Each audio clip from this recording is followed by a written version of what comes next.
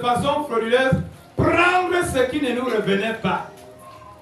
Au lieu de rendre le service de façon normale, nous sommes allés inventer des choses qui n'avaient pas. Nous avons pris les bêtes des gens. Nous avons pris, nous avons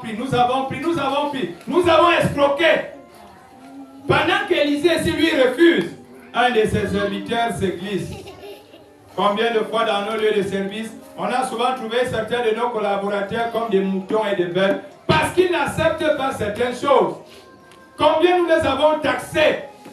Des gens qui ne comprennent rien. Parce qu'ils ont décidé de faire le travail de façon normale. Sans demander de pourboire. Sans majorer. Sans demander les 50%. Combien de fois nous nous sommes allés par derrière pour anarquer ces gens? Un service qui doit être gratuit pour une veuve. Un service qui doit être gratuit pour un veuf. Un service qui doit être gratuit, nous-mêmes on commence déjà à trouver des astuces pour anarquer. Quelqu'un doit récupérer ses 100 000. On va jusqu'à lui demander 30 000 dans ses 100 000.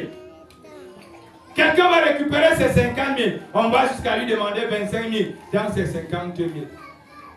Et soit si nous apprenons à faire très très attention avec les choses que nous prenons déjà. Parce qu'il y a des gens qui vont vous donner un cadeau empoisonné. Comme nous avons l'habitude de racketter. Parce que la seule chose que je veux faire, je ne veux plus travailler normalement. Parce qu'il y a des gens, uniquement pour travailler, il faudrait qu'il y ait des pourboires. Tant que tu ne viens pas avec de l'argent, la personne ne travaille pas. Mais lorsque tu présentes de l'argent, la personne travaille plus que tout. On est capable d'aller à l'hôpital avec son malade. Tant qu'on n'a pas présenté de l'argent, personne ne prend soin de vous. Mais une fois qu'on a présenté l'argent, on aurait l'impression que l'infirmier ou l'infirmière est membre de votre famille.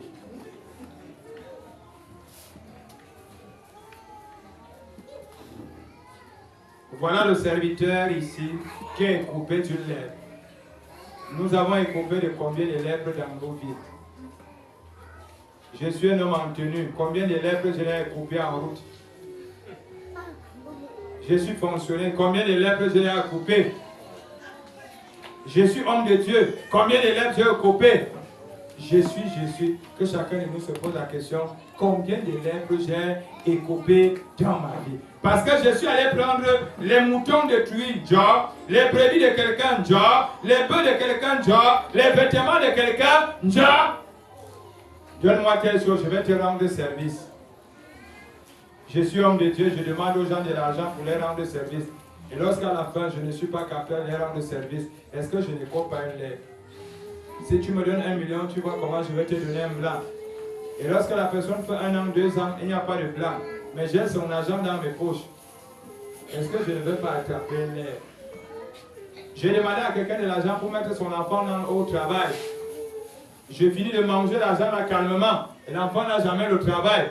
Est-ce que la lèpre là ne va pas s'abattre sur moi? J'ai dit à quelqu'un, donne-moi, je vais mettre ton enfant à l'école. Je vais aller voir le proviseur. Je n'ai jamais vu le proviseur, l'enfant n'est jamais allé à l'école. Mais l'argent est dans mes poches. Est-ce que la lèpre là ne va pas s'abattre sur moi? Chacun de nous a attiré la lèpre dans sa vie. Par sa manière d'être et par sa manière de faire. Oui, je n'aime pas l'homme là, mais je prends son argent. Est-ce que je n'attire pas la lèpre dans ma vie? Lorsqu'il n'est pas là, je décris comment il est laid, comment il est affreux. Mais son argent, je prends toujours. Est-ce que je n'attire pas la lèpre dans ma vie? Oui, tu montes. Tu donnes le numéro que tu ne vas jamais appeler. Tu bois la bière de quelqu'un. Le poisson brisé de quelqu'un. Tu t'habilles avec l'argent de quelqu'un. Tu nourris ta famille avec l'argent de quelqu'un. Mais après-demain, tu dis qu'il est laid. Est-ce que je ne vais pas attirer la malédiction dans ma vie? Le jour qu'il te demande un petit bisou, tu dis que ça pousse ça pousse les lait. Quand tu prenais son argent, est-ce que ça vous ne sentait pas? Est-ce qu'à ce moment-là, je ne suis pas en train d'attirer lèpre dans ma vie? Nous sommes en train de trouver les solutions. Parce qu'on a certains problèmes aujourd'hui, on ignore déjà le commencement. J'ai passé mon temps à escroquer quelqu'un. J'ai passé le temps à nourrir l'espoir à quelqu'un, lui faisant comprendre que je l'aimais. Et lui passait le temps à travailler dur pour me donner cet argent. Il travaillait sous le soleil, il travaillait sous la pluie. Il avait l'espoir que non, il a trouvé. Mais un matin, je lui fais comprendre que vraiment, tu es laid. Il est laid physiquement, mais est-ce que ses peaux sont laides? Tu n'as jamais dit que ses peaux étaient laides. C'est maintenant aujourd'hui que tu es en train de dire qu'il ne sait même pas parler français. Quand tu parlais, est-ce que tu n'avais pas vu que aligner une phrase en français ne parvenait pas, mais tu prenais son argent? Aujourd'hui, tu dis qu'il est court. Est-ce que tu n'as pas vu hier qu'il était court? Mais tu as d'abord pris son argent. Naaman ici, l'histoire de Naaman nous enseigne. Élisée avec son prophète, son serviteur, ça nous enseigne quelque chose. Il y a des gens que nous refusons, mais nous prenons leur bien. Est-ce que la lèpre ne va pas s'abattre sur nous? Si je dis que quelqu'un est laid, mieux qu'il soit laid avec tout son argent. Il ne peut pas être laid de figure, mais beau par l'argent. Parce que l'homme qui est laid de figure là, est beau par l'argent, que je prends son argent. Je ne sais pas comment il fait pour avoir son argent. Et lorsqu'il va constater que je dis qu'il était laid, est-ce qu'il ne va pas aller voir quelque part pour revenir avec un argent maintenant bien travaillé? Il va me le remettre et je ne serai pas peut-être demain fou, folle, bête, je ne sais pas quoi. Voilà Élisée qui dit à son serviteur que cette lettre s'attachera sur toi et ta postérité.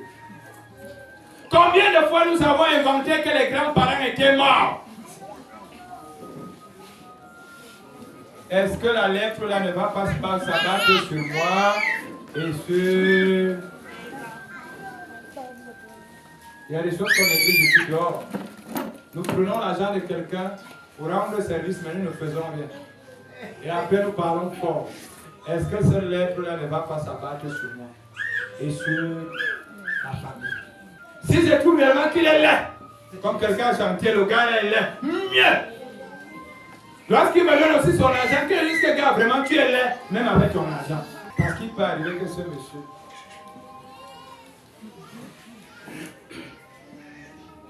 va travailler sur moi et sur ma famille.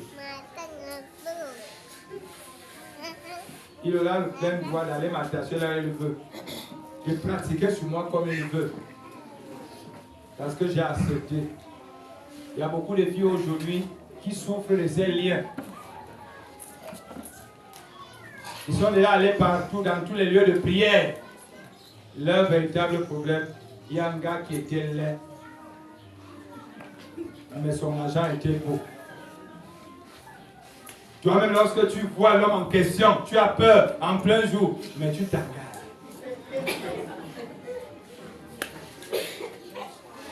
Tu t'engages parce que tu dis que rien ne te sera fait. Je sors de la prière, c'est ton don. Est-ce que ton Dieu t'a demandé d'aller escroquer? Ce monsieur, quand il va se rendre compte, la lèvre.